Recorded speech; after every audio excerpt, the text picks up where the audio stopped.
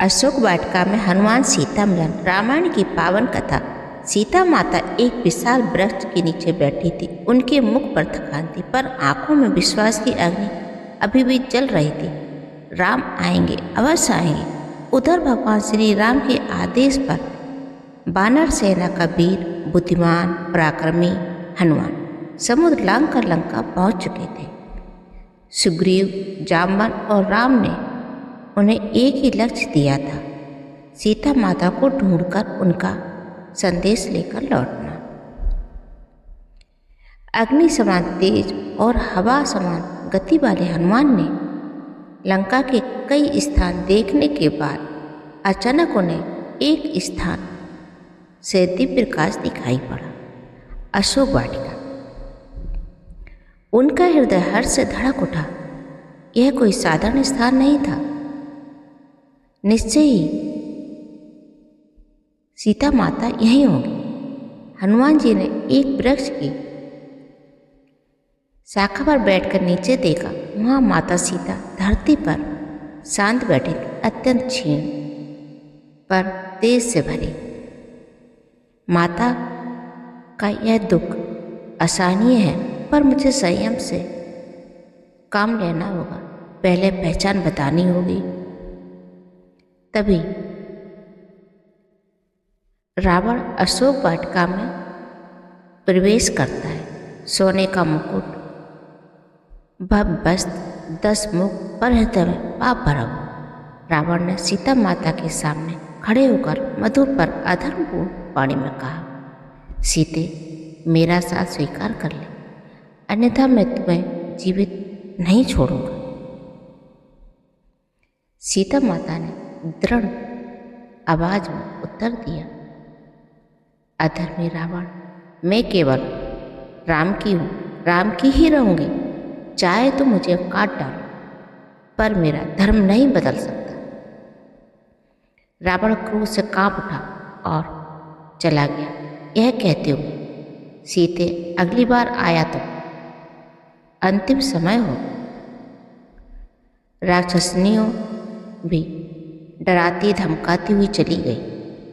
अब पूरा वाटिका खाली था। हनुमान जी अब अपने आंसू न रोक सके। वे वृक्ष से नीचे उतरे, पर एक छोटे वानर रूप में ही रहे, ताकि माता भयभीत न हो। धीरे से पास जाकर बोले, जनक नंदिनी माता। सीता माता चौंक उठी। उन्होंने वानर को देखा, पर पहचान न सपाई। हनुमान जी ने दोनों हाथ जोड़कर कहा, माता, मैं श्री राम का दास हूं। मैं हनुमान हूं, आपके चरणों में प्रणाम करता हूं। प्रभु राम ने ही मुझे आपकी खोज के लिए भेजा है। सीता माता के हृदय में आशा की किरण फूट पड़ी। वे बोली, क्या सचमुच तुम्हें राम ने भेजा है? कहीं यह रावण की कोई माया तो नहीं?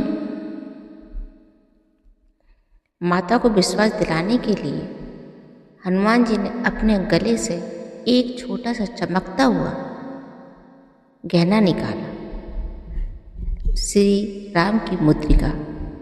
उसे सीता माता के चरणों में रखकर बोली, माँ, इस मुद्रिका को देखिए, ये प्रभु श्री राम ने दी, मुझे दी है। उन्होंने कहा था सीते को देकर यह कहना कि उनके राम बहुत जल्द आएंगे। सीता माता की आंखों में आंसू बहने लगे, पर ये आंसू दर्द के नहीं, आशा और आनंद के आंसू थे। उन्होंने मुद्रिका को हृदय से लगाकर कहा, हे हनुमान, मेरे राम सही सलामत हैं, वह मेरे लिए दुखी तो नहीं? हनुमान ने नम्रता से उत्तर दिया, माता, प्रभु राम एक एक पल आपको याद करते हैं, आपके विरह में व्याकुल हैं। आपको सुरक्षित लौटाने के लिए वानर सेना तैयार कर रहे हैं।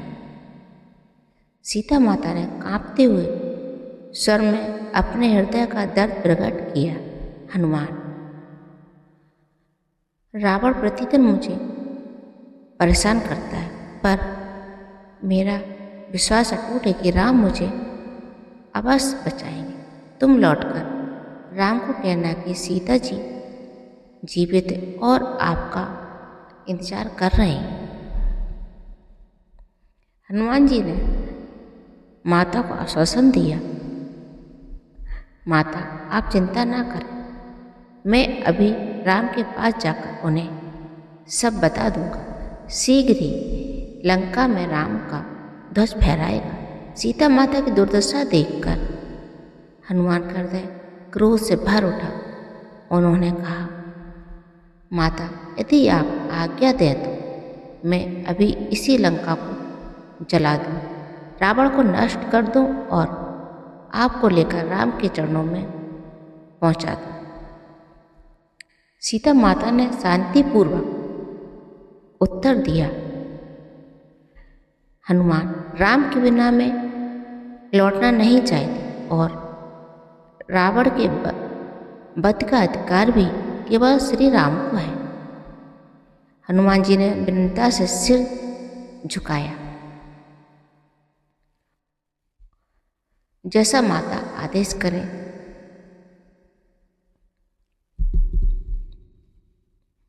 हनुमान के लौटने से पहले सीता माता ने अपनी चूड़ामणि में इस उन्हें मेरे विश्व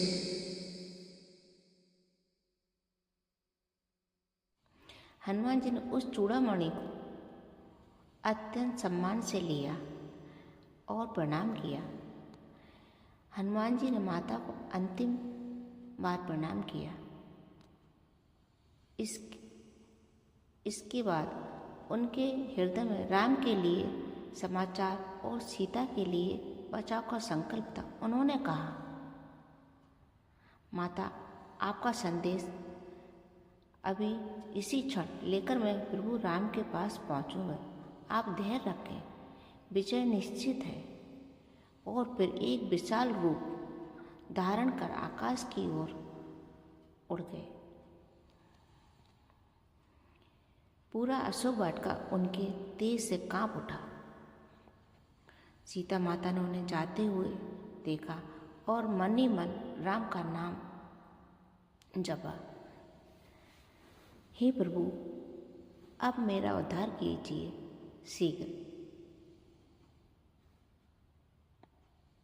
अशोक वाटिका का यह मिलन केवल एक घटना नहीं, बल्कि भक्ति, विश्वास, सत्य और धैर्य की सबसे पवित्र कथा है। सीता माता का अडिग विश्वास और अनुपम सेवा, ये दोनों मिलकर रामायण को दिव्यता। जय श्री राम, जय वीर हनुमान, जय माता दी, जय श्री सीताराम।